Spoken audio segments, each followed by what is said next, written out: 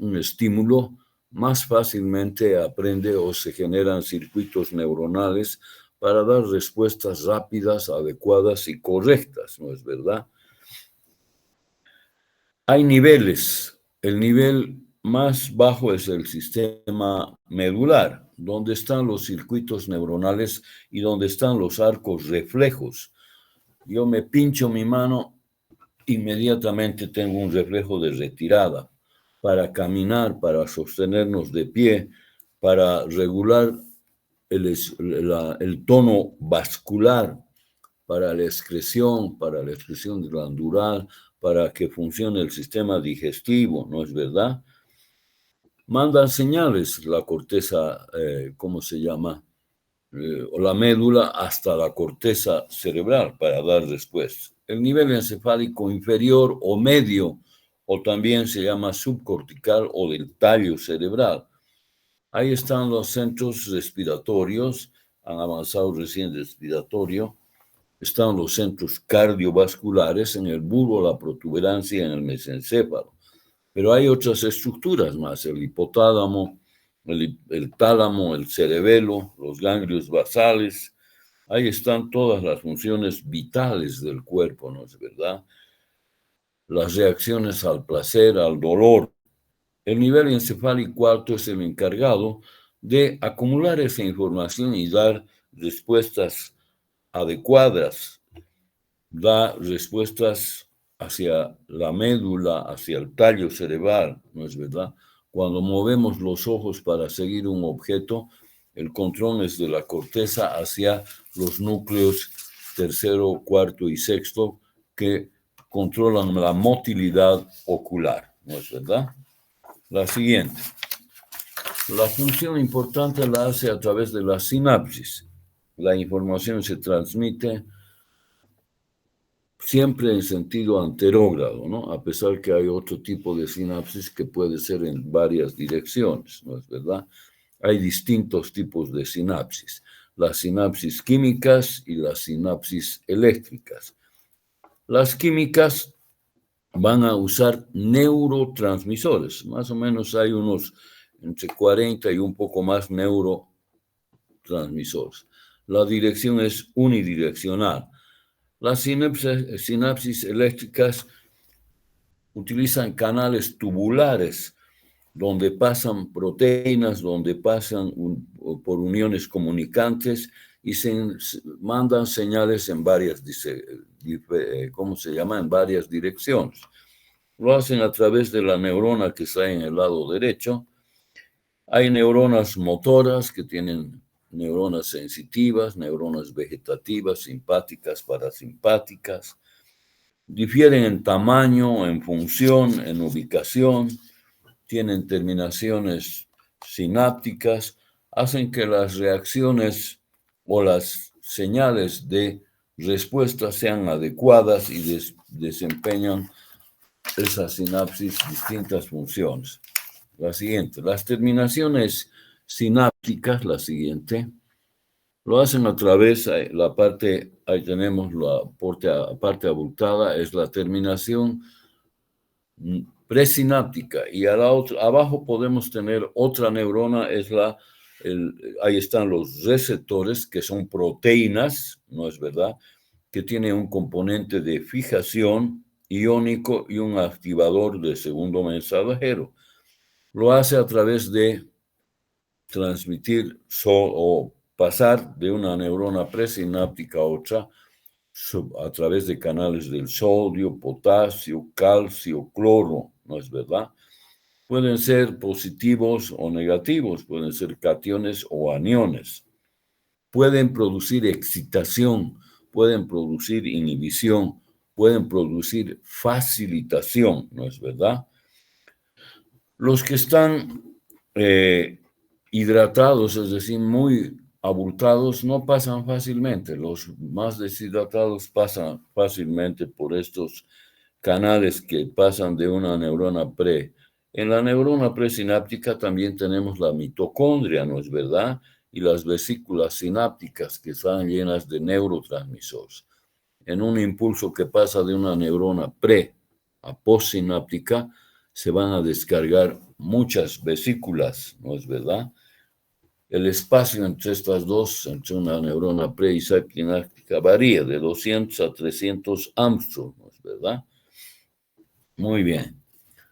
Cuando hablamos de ¿cómo se llama?, del paso de iones, lo hacen en fracciones de milisegundos. ¿Y van a ir a dónde? A receptores específicos. Si pasa la acetilcolina, por ejemplo, va a ir solo a estimular los receptores de acetilcolina y no de epinefrina, por ejemplo. La siguiente, repitiendo y haciendo, hay dos tipos de sinapsis, las químicas y las eléctricas. La mayoría son químicas y también hay eléctricas en un poco menos de cantidad. Ya hemos dicho, lo hacen a través de neurotransmisores, el GABA, la adrenalina, la glicina, la serotonina, que es un neurotransmisor para la vía del dolor, el glutamato. Y las eléctricas lo hacen a través de iones cargados positivamente o negativamente. En las químicas, el sentido es unidireccional. En las eléctricas es en varios sentidos. La siguiente, vamos a ver ahí los dos tipos, el esquema arriba en la parte superior, ahí están las vesículas, el neurotransmisor, los receptores, pasan por canales, receptores específicos para un determinado neurotransmisor y generan un potencial de acción de despolarización y luego otro potencial de repolarización. Todo lo que se despolariza se repolariza. Las eléctricas lo hacen a través de uniones en hendidura, donde van a pasar, ¿qué? Cargas positivas o cargas negativas. La siguiente. Esta parte es muy importante porque es la parte de la consolidación de la información. Si nosotros volvemos al tema y yo comienzo nuevamente, esa transmisión de mi persona a usted, si yo voy a hacer la neurona presináptica y postsináptica, muchos son receptores de ustedes y otros son inhibidores. De repente dicen, no me gusta este tema, tengo sueño, me duermo, solo voy a grabar. Entonces pueden proteger. Pero cuando se repite la información, vamos a utilizar el sistema del segundo mensajero. Segundo mensajero que se va a repetir en varios lugares. Estos son cambios ya neuronales, ya no es solamente que pasa un neurotransmisor, sino ya va a tener una consolidación y a eso se llama memoria. Llega al receptor y se pasa a través de la membrana y va a ir hacia una proteína, la proteína G, que tiene 3 partes, alfa, beta y gamma. La más importante y la más activa es la parte alfa, que va a tener varios destinos. Uno, va a estimular que el potasio salga para producir, ¿qué? Repolarización. En el 2, va a estimular la activación enzimática, haciendo que el ATP pierda un fósforo y va a generar un AMP cíclico, o el GTP va a generar un GMP perdiendo energía. Hay una activación génica donde las proteínas cambian de estructura, ¿no es verdad? Y una activación intracelular de tipo enzimática. Es decir, esta porción alfa va a tener 4 funciones que pueden ser simultáneas o una seguida de otra. La siguiente. Tenemos neurotransmisores. En el lado izquierdo de la figura tenemos la clase 1, la más importante, el más importante o el que más tenemos, vamos a decir, en nuestro cuerpo es la acetilcolina. Luego están las aminas, donde está la norepinefrina, epinefrina, dopamina, serotonina y histamina. Por ejemplo, en el caso de la serotonina tiene doble función. Produce dolor. Si yo me inyecto serotonina en mi piel, debajo de mi piel, me produce dolor. Y dentro del sistema nervioso se producen estímulos que bloquean a la serotonina y estas serotoninas van a inhibir la vía del dolor, ¿no es verdad? La acetilcolina la encontramos en los ganglios basales, en las motoneuronas piramidales, en las neuronas preganglionales y postganglionares parasimpáticas y también en otras del sistema simpático, es decir, está en relación con el sistema neurovegetativo. La dopamina es un potente inhibidor de los ganglios basales. La glicina está un inhibidor a nivel de la médula espinal. El óxido nítrico en el cerebro, ¿no es verdad? Suele alterar el potencial de membrana y no modifica mucho las funciones metabólicas. La otra es los neuropéptidos, ¿no es verdad? Que pueden ser de acción lenta o de acción rápida, de molécula grande o de molécula pequeña. La siguiente. Este tema es corto y es bonito además. ¿Qué fenómenos eléctricos se generan cuando una neurona presináptica pasa la información a una neurona postsináptica? Vamos a ver que todas las células del cuerpo, dentro de la parte intracelular, el potencial de membrana siempre es negativo, menos 65, menos 90, menos 70, siempre es negativo, porque abajo, o sea, dentro de la célula, tenemos cargas negativas y tenemos el predominio de iones negativos. Y por fuera de la membrana es positiva. ¿Esto es producto de qué? De la diferencia de concentración, por ejemplo, del sodio. El sodio por fuera es mayor, 142 miliequivalentes, y por dentro es 14 miliequivalentes. Si se fijan, varían un poco las cifras con el tema 5 o 4, porque no es exacto, no es 142 exacto, hay 43, 44, son términos medios. El potasio, mucha más concentración por dentro que por fuera. El cloro, gran cantidad de cloro por fuera y por dentro 8 miliequivalentes. Toda esta diferencia de concentración y de proporción del sodio, del potasio y de las opciones genera un potencial negativo en la neurona de menos 65 milivoltios. Pero no quiere decir que otras neuronas tengan solo menos 65, pueden tener 60, 70. Eso genera, si se fijan, es una diferencia, pero eso produce homeostasis. ¿Qué quiere decir? Produce equilibrio, es verdad, aunque son diferentes concentraciones. La siguiente. Vamos a ver que la siguiente, una neurona presináptica o una postsináptica la puede excitar. Eso se llama un potencial postsináptico excitador, que va de menos 65 a menos 45. Entonces ha utilizado 20 milivoltios para generar la transmisión de una neurona pre a una postsináptica, ¿no es verdad? Esos 20 han generado un umbral de excitación liminal, es decir, son capaces de generar una despolarización. Si el estímulo de menos 65 va solo menos a 50, el estímulo no ha sido tan potente y es un potencial subexcitador subliminal, ¿no es verdad? Se abren los canales de sodio, pasa una gran cantidad de sodio, pasa una cantidad de calcio, el neurotransmisor. Esto es en fracciones de segundo, es rápidamente. Pero también puede generar, si utilizamos un neurotransmisor inhibidor, un potencial postsináptico inhibidor, ¿no es verdad? Especialmente abren los canales de cloro y también de potasio. De menos 65 va a ir a menos 45. Ha excitado. De menos 45 se repolariza, ya no vuelve hasta los 65, sino se pasa. A eso se llama potencial hipersensible, hiperpotencial. Pero va a volver al estado de reposo que son menos 65. ¿no es verdad?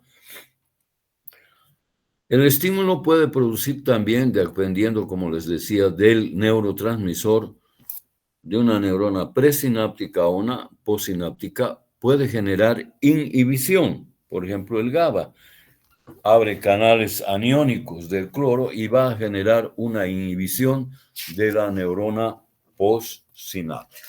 La siguiente.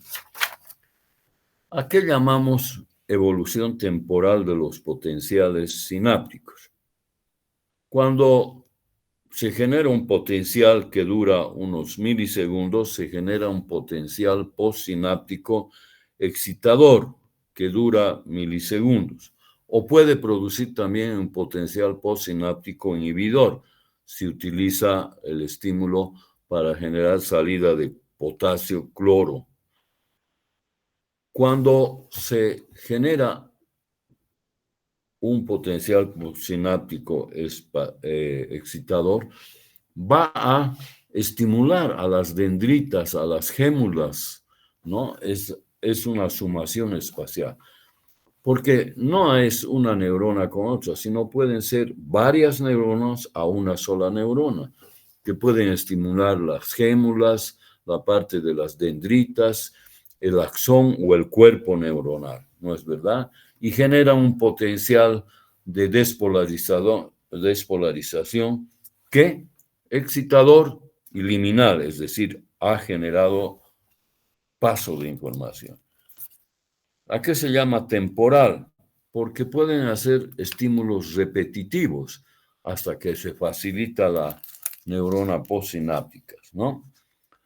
Si yo ahorita vuelvo a repetir el tema y de luego en media hora otra vez repito el tema, pues se facilita. Entonces ya dicen, ya he entendido esto, ya está más fácil de comprender. La unidad básica del sistema es la sinapsis. Había habido dos partes funcionales, una parte motora y otra sensitiva. Había habido tres niveles: nivel encefálico bajo, la médula, del tallo cerebral inferior o central, el superior o encefálico alto, ¿no es verdad? Las neuronas se facilitan, ¿no es verdad? Las dendritas, seguimos, la última o las dos últimas diapositivas. La siguiente. Funciones especiales de las dendritas en la excitación. Se extienden 500 a 1000 micrómetros, o sea, las dendritas ocupan mucho espacio, ¿no es verdad? Y va a poder recibir estímulos de varias neuronas, ¿no es verdad? No pueden transmitir, o sea, transmiten, pero van sumando hasta que llegan al cuerpo neuronal y ahí sí se genera, ¿no es verdad? Un potencial de menos 20 milivoltios capaz de generar un potencial de despolarización. Si se fijan, hay 10, 20, 30, 40, 50, es decir, tiene que ir en forma creciente el potencial. Son capaces de recibir estímulos de varias neuronas. Las sinapsis que están cerca del soma pueden ser excitadoras, o sea, son más sensibles, vamos a decir, ¿no es verdad? Ya les digo, podemos hacer descargas una sola o podemos hacer varias repetitivos. A esta es una descarga o una frecuencia de descarga. La siguiente. El sistema nervioso, vamos a decir, no se cansa, se fatiga, ¿no es verdad? Porque no tenemos arrobas de neurotransmisores. Tenemos miliequivalentes, ¿no es verdad? Y transmiten y se reciclan, vuelve, se espera un momento, unos segundos y vuelve a poder estimularse, ¿no? ¿Qué pasa cuando el pH de la sangre sube o baja? Se hace alcalino o se hace acidótico, ¿no es verdad? Van a ser muy sensibles las neuronas a los cambios del pH de la sangre, ¿no es verdad? La alcalosis produce excitabilidad, mientras que la acidosis es inhibidor y puede inducir al coma, mientras que la alcalosis puede generar crisis convulsivas, ¿no es verdad? Produce crisis convulsiva. La hipoxia, si no respiramos, ¿qué va a pasar? En unos segundos podemos tener una hipoxia y entramos a inconsciente después de unos segundos. Otros pueden durar un poco menos de privados de oxígeno, más tiempo. Hay fármacos, como por ejemplo los anestésicos, son inhibidores, y hay otros fármacos que son excitadores, ¿no es verdad? La mayoría de los anestésicos elevan el nivel de excitación de la membrana y disminuyen la transmisión. ¿Qué es el retraso sináptico? Es un periodo de tiempo. Se descarga el neurotransmisor, se difunde, actúa sobre el receptor, aumenta la permeabilidad y genera la difusión del sodio, del calcio y del neurotransmisor. Como les decía, es un tema corto, bonito. El día lunes 6:30 nos vemos para avanzar el segundo tema, que ya son los receptores sensitivos, los circuitos neuronales que se van a producir y el procesamiento de la información. John, gracias, queridos compañeros, gracias, que tengan muy buenos días. Gracias. Hasta el lunes. Nos retiramos.